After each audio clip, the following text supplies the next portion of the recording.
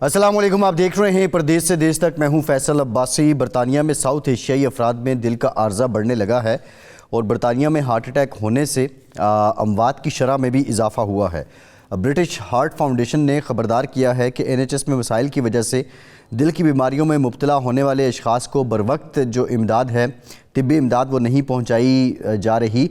और corona virus के बाद हम ये देख रहे हैं कि NHS के मसाइल में दिन ब दिन मज़ीद इजाफ़ा होता जा रहा है और इसी तरह NHS की सर्विसेज इंतहाई जो रुकावट बन चुकी हैं दिल की बीमारियों में मुब्तला अशख़ास के लिए, और बिलखुसूस ऐसे मरीज़ जिन्हें हार्ट अटैक होता है और उसके बाद उन्हें अस्पताल पहुंचाने में एम्बुलेंस सर्विस और दीगर जो रिवायती तौर पर बरतानिया में एक शानदार निज़ाम समझा जाता था, अब उसके बरक्स काफ़ी तात्तुल का शिकार हो जाते हैं और ये तात्तुल फिर किसी न किसी की जान लेने का बाइस बन जाता है।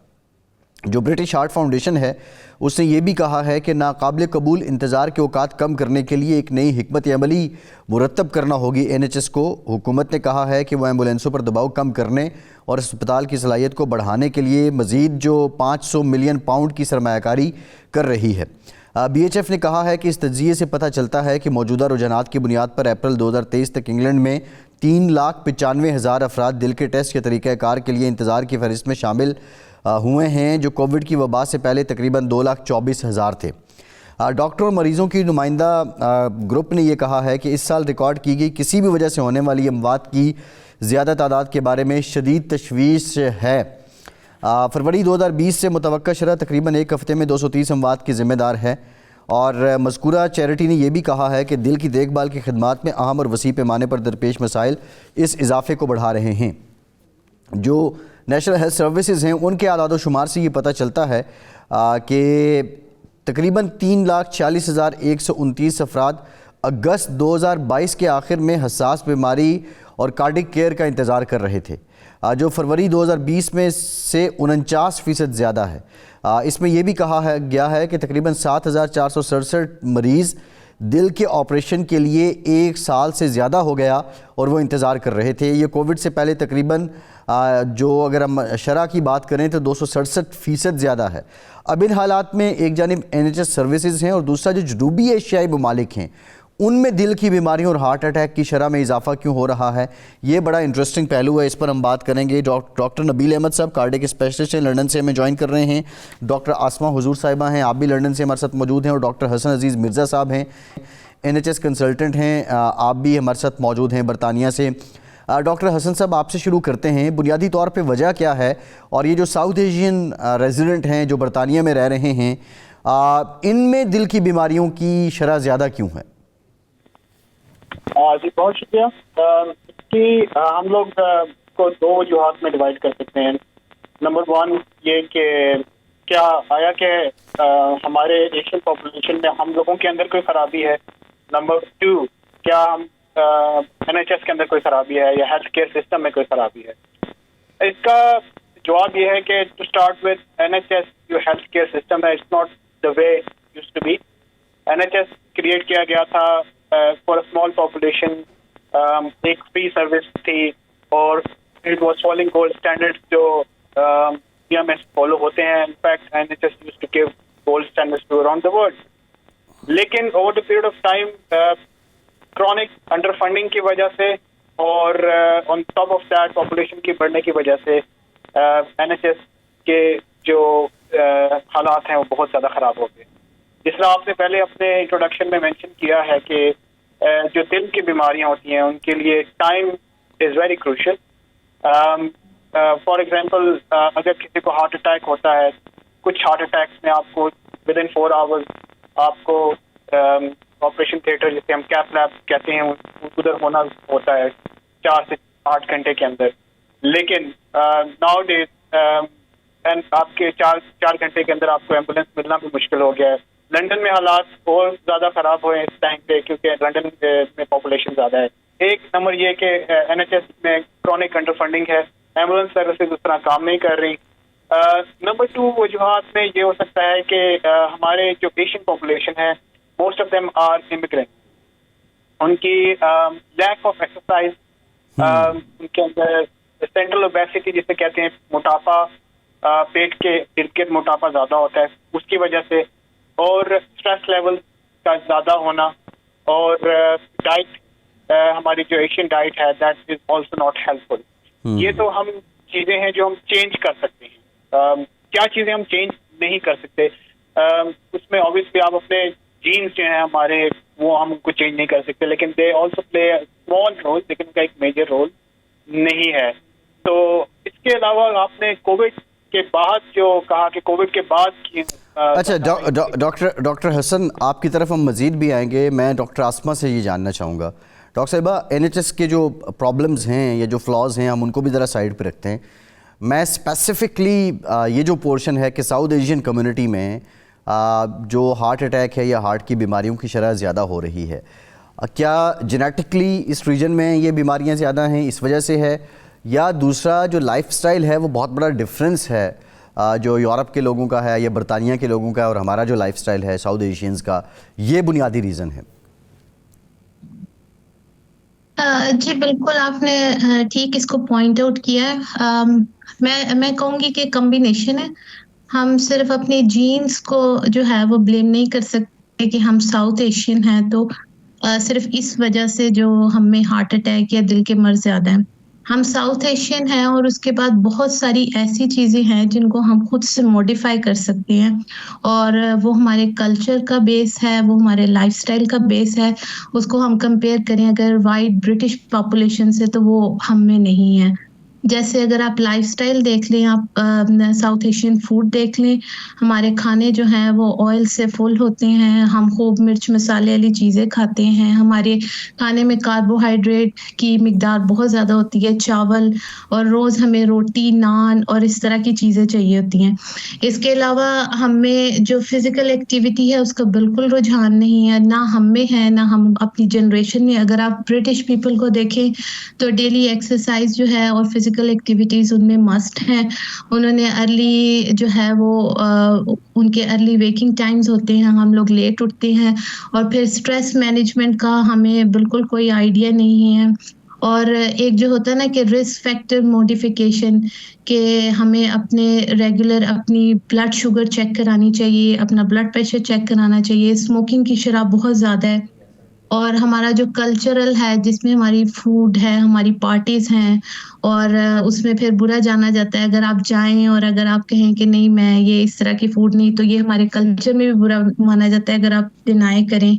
और फीमेल्स में एज़ ए फीमेल मैं कहूँगी कि बीइंग ए मुस्लिम इधर थोड़ी प्रॉब्लम है, क्योंकि वर्कआउट की फैसिलिटीज़ मोस्टली को-जेंडर होती हैं, तो फीमेल्स जो हैं वो प्रेफ़र नहीं करती। तो उनके लिए मेरी थोड़ी-सी सजेशन है कि अगर आप देखें कि अगर आपके इर्द-गिर्द कोई ऐसा जिम नहीं है या जहाँ पर आप as a solely female activity करें, तो आपको अदर वेज़ मिल सकते हैं। आप वॉक कर सकते हैं, आप घर में एक्टिविटीज़ कर सकते हैं। तो मैं कहूँगी कि ये कंबाइंड फैक्टर है, जेनेटिक है और ओवरऑल जो हमारे एनवायरमेंटल फैक्टर हैं, हमारा जो घरेलू माहौल है साउथ एशियन, वो बिल्कुल भी हेल्दी नहीं है और हम इनकरेज करते हैं उन चीज़ों को जो कि हमें लेके जाती हैं हार्ट अटैक की तरफ। सही, बिल्कुल ठीक है। ब्रेक के बाद बात करते हैं।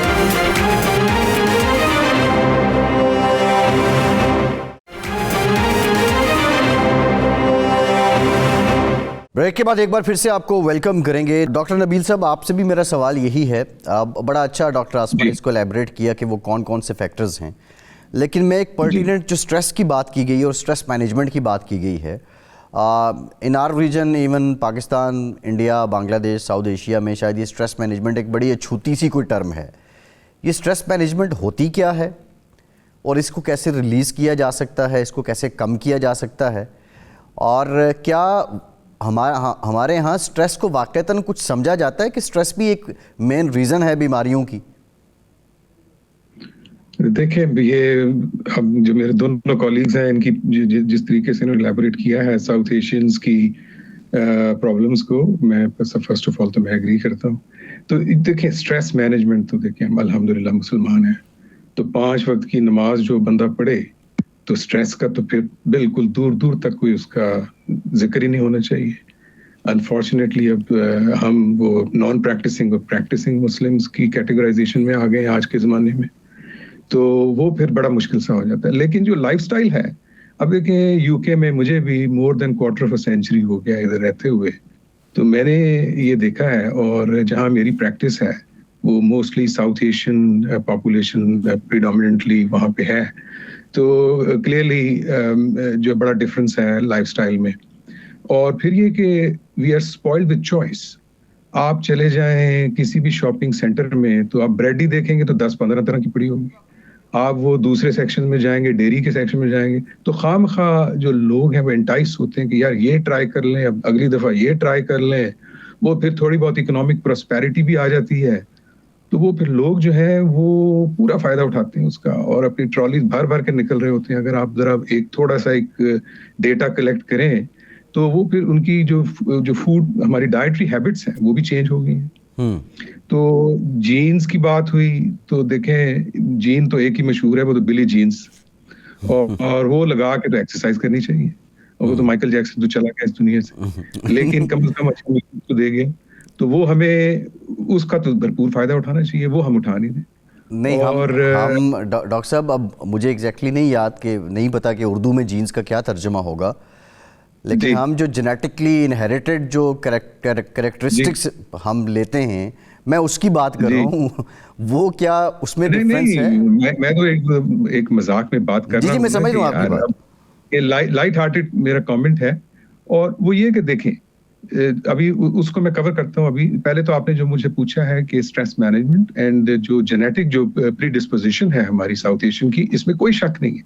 जो दुनिया की जितनी लार्ज स्केल स्टडीज हुई हैं वो सारी की सारी यूरोपियन या अमेरिकन पॉपुलेशन पे हुई हैं। तो अभी I am part of a very large scale epidemiological study, उसको हम साउथ एशियन बायो बैंक कहते हैं, और उसमें हमारा टारगेट है कि हम 2 लाख लोगों को यहाँ यूके में जो साउथ एशियन जो इमिग्रेंट्स हैं इधर जो आबाद हो गए हैं आके, हम उनकी जो जेनेटिक प्रोफाइलिंग कर रहे हैं, उनको देख रहे हैं हम कि क्या ये वाकई मिथ है या ये एक्चुअली ये बात दुरुस्त है कि the incidence of premature coronary artery disease जिसको हम कहते हैं, वो डेफिनेटली हमारी साउथ एशियन पॉपुलेशन में ज्यादा है। अब देखें, स्मोकिंग का जिक्र किया डॉक्टर अस्मा ने, लेकिन अब बहुत सारी कम्युनिटीज ऐसी हैं जो स्मोकिंग बिल्कुल नहीं करती हैं, फिर भी उनमें इतनी जो है वो हार्ट डिजीज है। अब मेरी जो प्रैक्टिस में एक एग्जांपल है कि सिर्फ 32 ईयर ओल्ड एक साउथ एशियन पंजाबी लेडी, वो एक्यूट कोरोनरी सिंड्रोम आजकल हम बोलते हैं, हार्ट अटैक की जो टर्मिनोलॉजी है उसकी, जो यहाँ पे पूरी दुनिया में रिकग्नाइज्ड टर्मिनोलॉजी है एक्यूट कोरोनरी सिंड्रोम, तो वो हार्ट अटैक के साथ आई और लोगों को यकीन नहीं हुआ कि एक 32 year old female non smoker, क्या उसकी भी आर्टरीज जो है वो क्लॉग्ड अप हो सकती हैं। तो ये एक बहुत एक कह लें कि बर्निंग इशू है। और इस पे जो नहीं, तो उसमें डॉक्टर साहब क्या फैक्टर्स थे जो 32 इयर्स ओल्ड लेडी आपके पास आई, तो क्या फैक्टर्स क्या थे उसमें कि जब आपने उसको हाइपर कोलेस्ट्रोलीमिया, कोलेस्ट्रॉल जी। तो देखें जो बहुत बड़ी जो ट्रायल्स हो चुकी हैं उनमें एक है इंटर हार्ट स्टडी, वो डॉक्टर सलीम यूसुफ हैं जो हैदराबाद दक्कन से जिनका ताल्लुक है और अभी वो कनाडा में है। तो उन्होंने ये वेस्ट टू हिप रेशो जो हिप की बात की और सेंट्रल ओबेसिटी की बात की पहले मेरे कॉलीग ने, तो वो टर्मिनोलॉजी उन्होंने बनाई थी, और जबकि हालांकि उनकी वेस्ट भी काफी बड़ी सी है, तो वो खुद भी अपना मजाक उड़ाते हैं। The pleasure to meet him few times. और उसमें क्या है कि उन्होंने जो इंटर हार्ट स्टडी थी उसने देखा कि जो ट्रेडिशनल रिस्क फैक्टर्स हैं जिसकी सारी दुनिया बात करती है, we keep on beating our drums के हाई ब्लड प्रेशर और ये डायबिटीज और स्मोकिंग, ये सारे, तो देखने वाली बात ये थी कि नंबर 1 रिस्क फैक्टर कौन सा है। तो अभी जो इंटरनेशनल अगर आप डेटा एनालाइज करें तो कोलेस्ट्रॉल जो है वो नंबर 1 पे है। तो इसलिए जो हमारी जो डाइट है ना वो बहुत मतलब रिच होती है। Doctor Hasan, question is this कि बहुत बड़ी आबादी साउथ एशिया में वो वेजिटेरियन हैं और वो गोश्त नहीं खाते, लाल गोश्त से बहुत दूर रहते हैं, और उसके बावजूद अगर यहाँ पे ये शरह बढ़ रही है तो फिर और कौन सी वो चीज़ें हैं जो कोलेस्ट्रॉल की वजह बन सकती हैं? Thank you. It's a very interesting question कि जिस तरह मेरे पहले कोलीग ने मेंशन किया कि cholesterol is one of the factors, एक फैक्टर है, लेकिन कोलेस्ट्रॉल के अलावा और बहुत सारे फैक्टर्स हैं।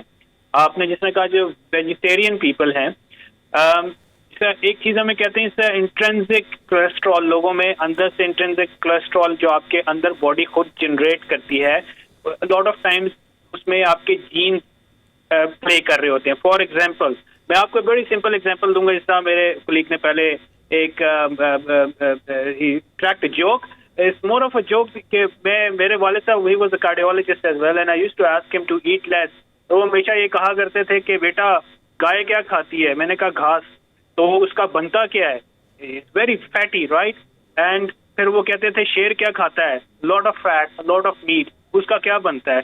बिकॉज इंट्रिंसिकली उसके जो अंदर जो मेटाबॉलिज्म या उसके मैकेनिज्म जो बॉडी का अपना चल रहा है फैट का, वो उसको मेटाबोलाइज कर देता है। एक नंबर फैक्टर ये, ऑब्वियसली इसमें जेनेटिक फैक्टर है, कुछ ना कुछ जेनेटिक फैक्टर है जिसमें आपके इंटरनल मेटाबॉलिज्म ऑफ फैट है। नंबर 2, आपके यूके में जो लॉट ऑफ टाइम जो एशियन पॉपुलेशन, हम पोस्ट कोड लॉटरी की बात करते हैं। पोस्ट कोड लॉटरी क्या होती है कि अगर आप अच्छे इलाके में रह रहे हैं तो आपको हेल्थ केयर, जितना मैंने पहले डिस्कस किया कि हेल्थ केयर आपको अच्छा मिलता है, आपको डाइट अच्छी मिलती है, आप you naturally see people from better post code, they are going for better diet, और उनको फिर हॉस्पिटल भी अच्छा मिलता है, उनको टाइम भी केयर भी मिलती है। एक नंबर 2 फैक्टर ये हो गया। नंबर 3 फैक्टर ये हो गया कि ये लॉट ऑफ स्टडीज हुई है कि जो हमारी एशियन पॉपुलेशन है, खासतौर पे इसका इंसिडेंस सबसे ज्यादा बांग्लादेशी में है, फिर इंडियन एंड पाकिस्तानी में। उसमें ये है कि गुटखे का इस्तेमाल ज्यादा है, सिगरेट का इस्तेमाल ज्यादा है, and again yes stress. Once you are immigrant, आप नए मुल्क में आते हैं, आपको सेटल होना होता है, first generation, second generation, third generation आप सेटल हो रहे होते हैं। आपके stress levels, obviously cortisol levels, आपके सर्टेन हार्मोन केमिकल्स हाई होते हैं, कैटेकोलामिन्स हाई होते हैं, जो आपके बॉडी में अगेन जो आपके जो ब्लड वेसल्स होती हैं उसको थिक करते हैं, हार्ड करती हैं। कोविड के बाद खास तौर पे ये हुआ है कि कोविड जो है, हम इसको एज जो बीमारी है, ये आपके इम्यून सिस्टम को जगा देती है। जब आपका इम्यून सिस्टम जागता है तो एट लॉट ऑफ टाइम्स हमने देखा है कि आपकी जो बॉडी होती है, जिसे कहते हैं थ्रोम्बोटिक स्टेट, जिसमें ये होता है कि क्लॉट बनने की सलाहियत बॉडी में ज्यादा हो जाती है, बिकॉज इम्यून सिस्टम आपका जाग रहा होता है, जाग नहीं रहा होता है, वो कहता है कोई चीज बाहर से आई है, हमने इसको मारना है, और इम्यून सिस्टम जाग जाता है। कोविड के बाद लॉट ऑफ टाइम हमने ये देखा है कि क्लॉट्स बनने की ज्यादा होते हैं। मैं यहाँ पे काम करता हूँ, इस largest skin centre in UK, उसमें स्किन में बहुत ज्यादा नजर आता है। आपने बड़ा अच्छा इलेबरेट किया, वैसे टेक्निकल है, लेकिन एक ब्रेक के बाद जब मैं वापस आऊँगा तो मैं चाहूँगा कि बिल्कुल सादा सादा अल्फाज में, सादा सादा अंदाज में हमारे लोगों को ये बताएं, हमारे देखने वालों को, कि अब इनसे बचा कैसे जा सकता है, और बिलखुसूस जो नॉन मेडिसिन ट्रीटमेंट है, नॉन मेडिकल ट्रीटमेंट है, वो क्या हो सकता है, हाइपरटेंशन का, कोलेस्ट्रोल का, डायबिटीज़ का। इस पर ब्रेक के बाद इस पर बात करते हैं, हमारे साथ रहिए।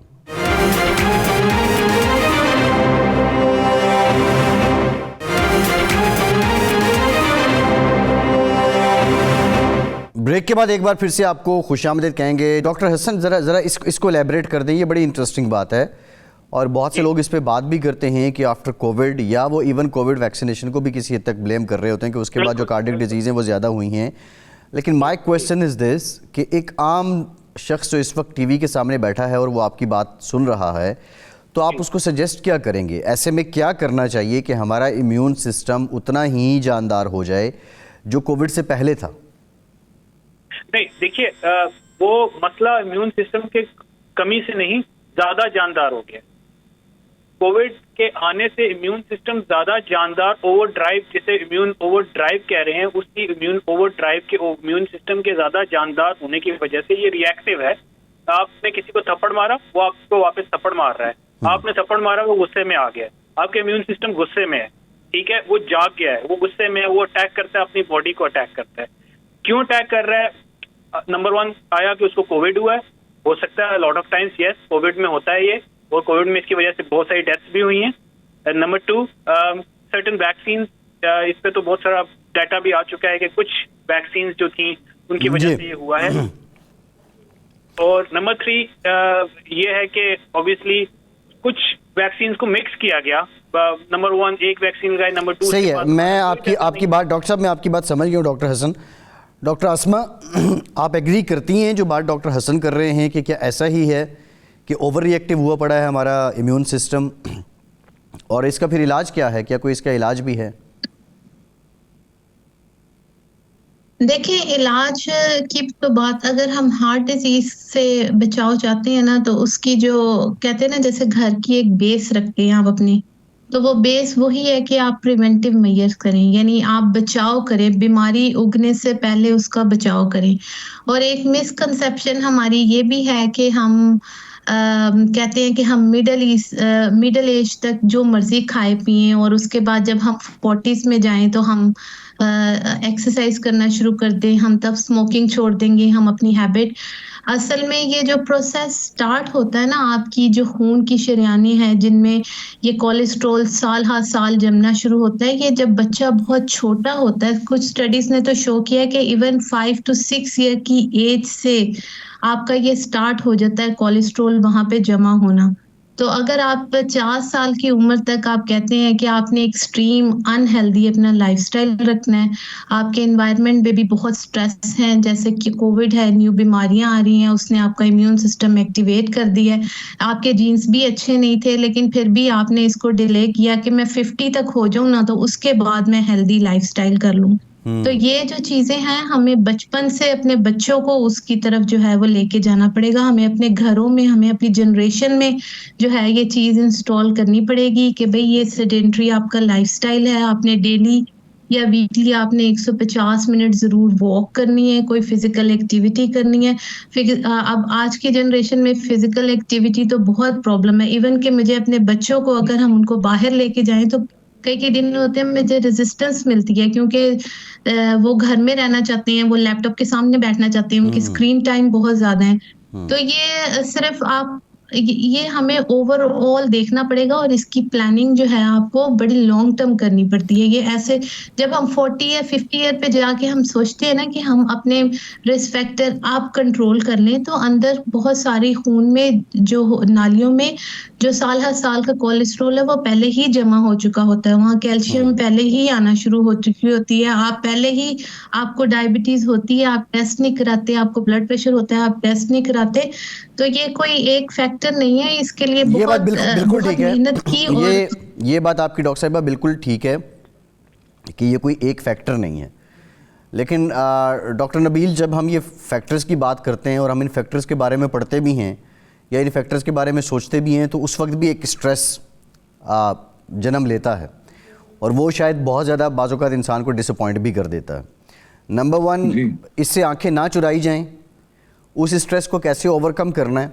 दूसरा, मैं पढ़ रहा था जिसको आपकी टर्मिनोलॉजी में शायद GAD बोलते हैं, जनरल एंजाइटी डिसऑर्डर, वो बहुत सी चीज़ों को लीड्स करता है और कार्डिक जो बीमारियां हैं उसकी तरफ भी लेके जाता है।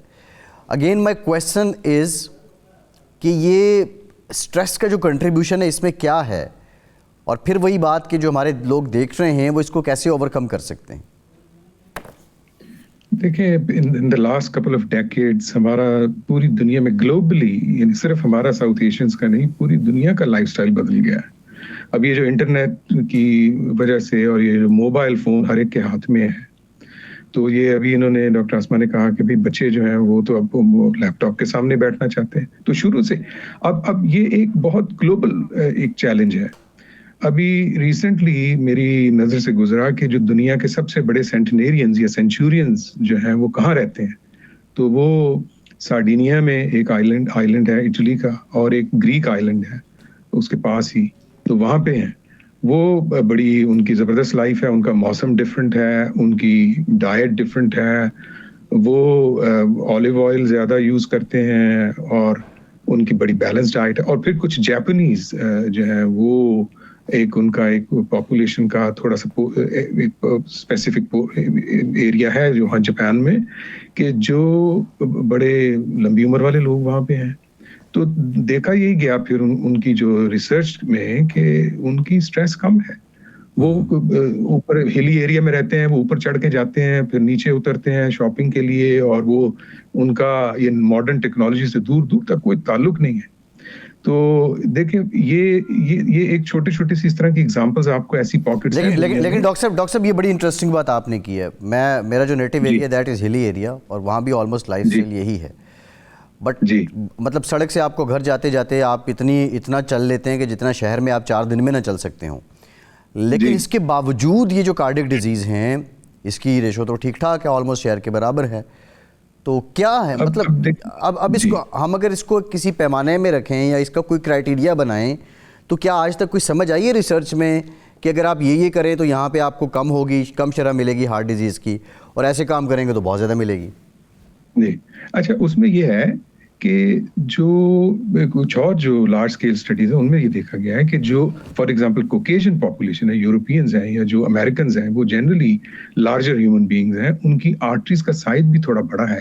जो हमारे साउथ एशियन पॉपुलेशन है, इनकी आर्टरीज भी, ये हमारी जो मैं अपनी रिसर्च की बात कर रहा हूँ ना जी इधर, तो उसमें हमारा अपना डेटा है ये साउथ हॉल का, कि जिसमें जो आर्टरी का साइज है वो छोटा है, और फीमेल्स में तो और भी जरा छोटा है। तो अगर फीमेल्स में हार्ट डिजीज हो तो वो बल्कि और ज्यादा सिवियर देखने में आती है। तो देखें, ये वाकई इसका कोई सिंपल आंसर अभी नहीं है। तो अभी हमें फर्दर जो जेनेटिक पॉलीमॉर्फिज्म्स हैं उस पे जो है ना वो बहुत रिसर्च हो रही है, और टेलर मेड थेरेपीज की तरफ हम जा रहे हैं कि अगर एक आदमी है वो एस्पिरिन ले भी रहा है, फिर भी दूसरा हार्ट अटैक हो गया, तो क्या वो, इसका मतलब ये थोड़ा ही है कि वो एस्पिरिन नहीं ले रहा था। तो एक आदमी एस्पिरिन लेता है, उसको ब्लीडिंग हो जाती है, बिल्कुल ऑपोजिट इफेक्ट आता है। तो ये इंडिविजुअल रिस्पॉन्स पे भी बड़ा डिपेंड करता है। और बाकी तो देखें, जो सारे रिस्क फैक्टर्स हैं वो तो वही बात हम बार बार करेंगे कि ब्लड प्रेशर है, डायबिटीज है, इंसिडेंस ऑफ डायबिटीज अब ये मिडिल ईस्ट में इतना हो गया कि जिसका हिसाब ही कोई नहीं है। और इधर हमारी जो साउथ एशियन पॉपुलेशन है वो 1 in 3 या 1 in 4 कुछ एरियाज में जो पॉपुलेशन में वो डायबिटिक है। तो वो डायबिटीज का एक बड़ा साइलेंट किलर है, और वो एक बड़ा रोल है। वो जो हमारी आर्टरीज का इनर लाइनिंग होती है उसको हम एंडोथेलियम बोलते हैं, तो इंटिमा बोलते हैं। उसकी जब इंजरी हो जाए, वो स्ट्रेस से भी हो सकती है, गुस्से से हो सकती है, वो टू मच एक्सरसाइज से हो सकती है। मजे की बात देखें कि अगर वो अंदर माइक्रोस्कोपिक इंजरी हो गई तो वो फिर प्रोसेस ऑफ एथेरोस्क्लेरोसिस, जिसको हम ये कोलेस्ट्रॉल डेपोजिशन और प्लाक फॉर्मेशन जिसकी हम बात करते हैं, और ये जो हार्ट अटैक्स हैं ये फिर प्लाक रप्चर की वजह से होते हैं। तो जो थोड़ा सा जो पहले मैं बात मुकम्मल नहीं कर सका था वो ये था कि फेमिलियल हाइपोकोलेस्ट्रोलीमियाज भी काफी पॉपुलेशन की जो परसेंटेज है उसमें है। तो उसमें वो तो पूरा एक फील्ड है जो हाइपरलिपिडीमियाज है। फिर एक साइलेंट सी एक और देखने में आई है, लाइपोप्रोटीन ए, जिस पे अभी बड़ी रिसर्च हो रही है। वो हमारे साउथ एशियन में काफी ज्यादा है, और उसका ट्रीटमेंट नहीं अभी तक अवेलेबल। मजे की बात क्या है, और कोलेस्ट्रॉल की पहले तो सारे ये स्टैटिन से ही भागते हैं। किसी को स्टैटिन का हो तो कहेंगे मुझे तो ये हो जाएगा, वो हो जाएगा। मीडिया हाइप इतनी है कि they are your worst enemies, और इनके तो नजदीक नहीं जाना किसी ने। एक ब्रेक के बाद मजीद बात करते हैं, हमारे साथ रहिए।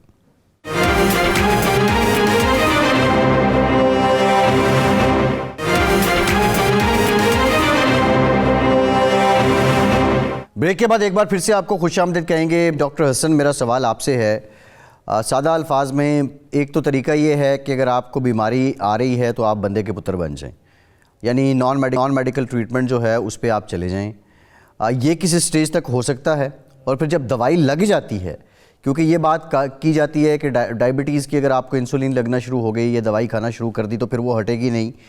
क्या ये भी पॉसिबिलिटी है कि आप हाइपरटेंसिव हैं, हाई ब्लड प्रेशर के मरीज़ हैं, और एक टाइम के बाद आप लाइफस्टाइल मॉडिफाई करते हैं तो आपकी दवाई भी छूट जाती है? Very interesting. जितना मेरे कलीग ने पहले बताया कि it's very variable, person to person vary करता है। Yes, there is a possibility, अगर आप लाइफस्टाइल जैसे आपने कहा मॉडिफाई करें, डाइट सही लें, एक्सरसाइज सही करें, स्ट्रेस लेवल्स अपने कम करें, तो अगर अर्ली स्टेज या मिड अर्ली में है ऑफ हाइपरटेंशन, डिपेंड करता है कितनी है, तो आपकी ब्लड प्रेशर की दवाई यस छूट जाती है। लॉट ऑफ टाइम्स पेशेंट छोड़ भी देते हैं। जरूरी नहीं है कि आप ऑल द टाइम दवाई ले सकें। आपने सवाल ये किया कि हम क्या कर सकते हैं, इन शॉर्ट हम क्या कर सकते हैं। इन शॉर्ट हम ये कर सकते हैं कि नंबर 1, जिसका कहा कि डाइट अच्छी की जाए। मेडिटेरेनियन डाइट पे बहुत ज्यादा डिस्कशन हुई है, इटालियन डाइट पे जो पार्ट ऑफ मेडिटेरेनियन डाइट, और अपनी डाइट में ज्यादा से ज्यादा मेडिटेरेनियन जिसे कहते हैं अंडे, ऑलिव्स, ऑल दिस थिंग्स, जो फ्रूट्स हैं इनको ज्यादा ऐड करें। नंबर 1, क्योंकि आपके बॉडी में एक अच्छा कोलेस्ट्रॉल भी होता है, वो कोलेस्ट्रॉल आपके बैड कोलेस्ट्रॉल को बाइंड करता है, अच्छा कोलेस्ट्रॉल ऑलिव्स में होता है या इन चीज़ों में जो आपके बैड कोलेस्ट्रॉल को बाइंड करके आपकी बॉडी से निकाल भी सकता है। नंबर 1 ये है। अच्छा, इसमें डॉक्टर हसन मेरा एक सप्लीमेंट्री क्वेश्चन है। अच्छे कोलेस्ट्रॉल की आपने बात की है, बाज़ लोगों का कहना है कि आप सरसों का तेल इस्तेमाल करें, दैट इज़ गुड। बाज़ कहते हैं देसी घी में अच्छा कोलेस्ट्रॉल है। क्या ये बातें ठीक हैं, ये मिथ्स हैं? जी देखिए, ये is an ongoing discussion. I trained in America में ट्रेन हूँ। I work with doctor Jamuna Das, the big name in cardiology in Florida. Jamuna Das always used to say and he still say कि आपने जितने सीडेड ऑयल्स है ना, I am quoting Jamuna Das, he is a big name in cardiology. हमेशा वो कहा करता था कि सीडेड ऑयल्स आप छोड़ दें, ठीक है, आप जिसमें ऑल सीडेड ऑयल्स है, that's what he said. Like इस तरह we still can't find out। आपने इतना पहले कहा कि एशियन पॉपुलेशन जो बिल्कुल वेजिटेरियन है या वीगन है, कि आया उनमें क्यों आ रहा है, ठीक है। तो ये it may be one of the factors. इसका आंसर मैं आपको इस टाइम पे नहीं दे सकता। मेरे ख्याल में मोर रिसर्च होना है, इससे डिवाइडेड व्यू। बट लेकिन एक बात पे सब लोगों का कंसेंसस है कि आपने अपनी बॉडी में कार्बोहाइड्रेट्स में शुगर्स हैं, उनको कम करना है। आपको ये अंडरस्टैंड करना है कि आपकी बॉडी का जो पिरामिड है, जिस तरीके से आपकी बॉडी चीजों को डाइजेस्ट करती है, वो क्या है। सबसे पहले अगर आपकी बॉडी कार्बोहाइड्रेट्स को डाइजेस्ट करेगी, फिर प्रोटीन को करेगी, फिर फैट को करेगी। अगर आप कार्बोहाइड्रेट्स ही खाते रहेंगे, जो आपकी बॉडी के प्रोटीन और फैट्स हैं वो आपके बॉडी में एक्यूमुलेट होते रहेंगे, और जो कार्बोहाइड्रेट्स आप वो खा रहे हैं वो प्रोटीन और फैट्स बनते रहेंगे। इवेंचुअली वो प्रोटीन और फैट्स जो हैं वो आपको हार्ट अटैक, दिल की बीमारी और शुगर में कन्वर्ट हो जाते हैं। तो इसका कहने का मकसद यह है कि आप अपने टू स्टार्ट विद अपनी बॉडी में जितने कम शुगर किए जाएं उतने ज्यादा अच्छा है। स्पेशली यूके की पॉपुलेशन में हम ये डिस्कस करेंगे कि we were originally we are from subcontinent, और एक जनरेशन जब यहाँ पे आती है, it takes many generations to adopt to new lifestyle, number 1, and new food what they are eating। तो हमारे जो जनरेशन इधर आई है, हम यहाँ के फूड को अडॉप्ट करने में और हमारी बॉडी को उसको अडॉप्ट करने में, उसको मेटाबोलाइज करने में, उसको हजम करने में, उसको एक्सक्रीट करने में बहुत ज्यादा जनरेशन लगेंगी। हमें टाइम नहीं लगा। Over the period of generation अभी भी हम गरीबुल वतनी का शिकार हैं, जिसे कहते हैं आउट ऑफ प्लेस। तो जब हमारी बॉडी उसको अडॉप्ट करेगी तो हम उसको मेटाबोलाइज करना, उसको हजम करना, उसको बेहतर। जी बिल्कुल ठीक, बिल्कुल ठीक। मैं डॉक्टर असमा, ये बताइएगा, इस वक्त जो ख़ातीन आपको देख रही हैं, और ऑब्वियसली उनको ये अंदेशा भी होगा, और बाज़ लोग, हर इंसान अपनी सेहत के बारे में बहुत कॉन्शियस भी है, कौन सी 3 बातें हैं जो उनको छोड़ देनी चाहिए और कौन से 3 काम उनको कर लेने चाहिए ताकि जो हार्ट डिजीज़ हैं उससे वो बच सकें, जो अभी तक शिकार नहीं हुए दिल के आर्जे के? देखिए, उसमें सबसे पहले तो मैं उनसे कहूंगी कि अपने आप से, अपनी बॉडी से आप प्यार करना शुरू करें।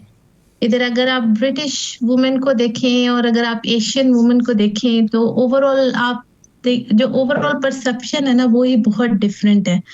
क्योंकि आप हम में इतना वो जिसको कहते हैं ना कि वो चाहत नहीं होती कि आप फिट रहें। बस एक मकसद होता है कि अच्छा शादी हो गई, बच्चे हो गए, अब हम बस वेट जा रहा है, जहां मर्जी जाए, इट्स फाइन। तो सबसे पहले अपने आप से प्यार करना शुरू करें। उसमें आप अपनी डेली रूटीन बनाएं।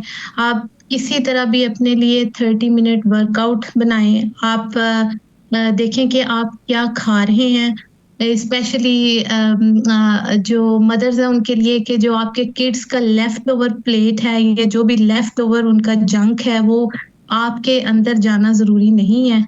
आप उसको आपने अपना जो भी पोर्शन है उसको कंट्रोल रखें। आपने अपने हिस्से का खाना खा लिया है, जो बची हुई पूरे घर की जो प्लेट्स हैं वो आपने अपने अंदर नहीं उंडेलनी। और अपना जो कैलोरी का है वो एक इनटेक और आउटपुट जो है वो आप रखें कि आपने कितना बर्न किया। अपने बच्चों की जो भी आप स्कूल छोड़ने जाते हैं, लेने जाते हैं, कोशिश करें उसमें जितना आप वॉक कर सकती हैं वो करें। और अपने कपड़े जो हैं वो आप उनको नोटिस करें कि आपके कपड़े अब आपको टाइट हो रहे हैं, लूज हो रहे हैं। उस पे आप वो करें कि अगर आपको लग रहा है कि आप वेट गेन कर रहे हैं, उसको वहीं पे कंट्रोल करने की कोशिश करें। और स्ट्रेस मैनेजमेंट के जो कोर्सेज हैं आप ऑनलाइन वो कर सकते हैं, क्योंकि अनफॉर्चुनेटली अभी भी साउथ एशियन वुमेन जो हैं उनको उतनी एक्सेस नहीं है। तो आप ऑनलाइन देखें कि आप क्या क्या कोर्सेज कर सकते हैं जिसमें आपको स्ट्रेस मैनेजमेंट मैनेजमेंट में हेल्प करे, सेल्फ डेवलपमेंट में हेल्प करे और पॉजिटिव चीज़ों की तरफ सोचें। डॉक्टर नबील साहब, डॉक्टर अस्मा ने बड़ा अच्छा ख़वातीन के लिए बताया। जो हजरात इस वक्त देख रहे हैं और अभी उनको दिल का अर्जा नहीं लगा, हम तो ये दुआ करते हैं किसी को भी ना लगे, लेकिन आपकी तरफ से उनके लिए क्या 3 बातें हैं जो उन्हें अपना लेनी चाहिए और 3 बातें छोड़ देनी चाहिए? हाँ जी, देखें, नंबर 1 तो ये है कि इंसान जो है थोड़ी सी कंटेंटमेंट जिसको हम कहते हैं ना, उसकी प्रैक्टिस जरूर करनी चाहिए कि यार चले, अल्लाह का शुक्र है। मैं तो ये समझता हूँ कि जब आप सुबह उठते हैं, आंखें खोले, अगर आप जिंदा हैं तो आप अल्लाह का शुक्र अदा करें कि आज एक और दिन मुझे दे दिया अल्लाह ताला की जात ने। तो अगर ये वाली फिलॉसफी नंबर 1 हम अगर इनकलकेट करें अपने अंदर, ख्वाह वो हम मर्द हों या ख्वातीन हों, तो वहां से दिन का आगाज करें हम। फिर हम अल्लाह की सारी नेमतों का शुक्र अदा करें। We have to count our blessings. और फिर जो बार बार हम वो स्ट्रेस की बात कर रहे हैं, अगर आपको कोई जॉब पसंद नहीं है तो कोई दूसरी देख लें। कई हाई स्ट्रेस जॉब्स हैं, सारी की सारी देखें। आज के ज़माने में बड़ा कंपेटिटिव वर्ल्ड है, उसमें कंपटीशन है। हमारे बच्चों को देख लें, एग्जाम्स देने हैं, ये करना है, वो करना है। लेकिन जो एक पॉजिटिव बात ये है कि यहाँ के जो ब्रिटिश जो जनरेशन है, जो यंगर जनरेशन है, वो किसी भी तरीके से कम नहीं है ब्रिटिश जनरेशन से। वो सारी ये बातें समझते हैं। जो ज़रा से एल्डरली 50s या 60s वाले यहाँ ब्रिटिश जो लोग होंगे, वो ज़रा सा मे भी अभी कैचअप कर रहे हैं। तो मर्दों के लिए भी वही स्मोकिंग छोड़ दें, और जो प्री डायबिटीज बहुत ज्यादा है उसके लिए फिर अपनी डाइटरी मॉडिफिकेशंस करें। कार्बोहाइड्रेट को तो आजकल हम अपना दुश्मन समझते हैं, लेकिन प्रोटीन देखें 2 तरह की होती है, एक एनिमल प्रोटीन और एक प्लांट प्रोटीन। और ये जो आपने पहले भी जिक्र किया जी, रेड मीट है, रेड मीट तो ऐसे बदनाम है, लेकिन प्रोटीन तो जो वेजिटेरियंस वाली बात हो रही थी, तो लेग्यूम्स में, दालों में और ये बीन्स में, ये सारी तो प्लांट प्रोटीन्स हैं। तो इनका आप बेशक इस्तेमाल ज्यादा कर लें, और फिर हेल्थ शुड कम फर्स्ट। अब ऐसे ऐसे लोग होते हैं, वो यहाँ पे दिन रात वो एक विशियस साइकिल में बस लगे होते हैं, मेहनत कर रहे हैं। डॉक्टर साहब, मैं आपकी बात अगर समझ सकूं तो आप ये कहना चाह रहे हैं कि जो स्ट्रेस को कम करने का सबसे बेहतरीन तरीका है वो शुक्र है, और हम अपने पास, हमारे पास जो कुछ है उस पे हमें शुक्र करना चाहिए, उससे हमें और शुक्र शायद ये है कि उससे हमें राजी हो जाना चाहिए। जी बिल्कुल, कंटेंटमेंट का मैंने वर्ड यूज किया। देखिए, अगर आप ऊपर देखेंगे तो आप हमेशा धोखे में रहेंगे। आप अपने से नीचे देखें, हेल्थ वाइज भी देखें, सिर्फ इकोनॉमिकली नहीं। अगर आप देखेंगे कि यार मेरी हेल्थ तो अभी अच्छी है, जरा नीचे देखो कितने लोगों को कैंसर्स है, कितने लोगों को इतनी बुरी बीमारियां हैं, तो फिर आपका शुक्र अदा करे बंदा। बिल्कुल ठीक। डॉक्टर साहब, बड़ी खूबसूरत डिस्कशन रही आप तमाम मेहमानों के साथ। डॉक्टर आसमा आपका शुक्रिया, डॉक्टर हसन अजीज साहब आपका शुक्रिया, डॉक्टर नबील साहब आपका शुक्रिया। प्रोग्राम का टाइम खत्म हो गया, अपना फीडबैक जरूर दीजिएगा। फैसल अब्बासी को इजाज़त दीजिए।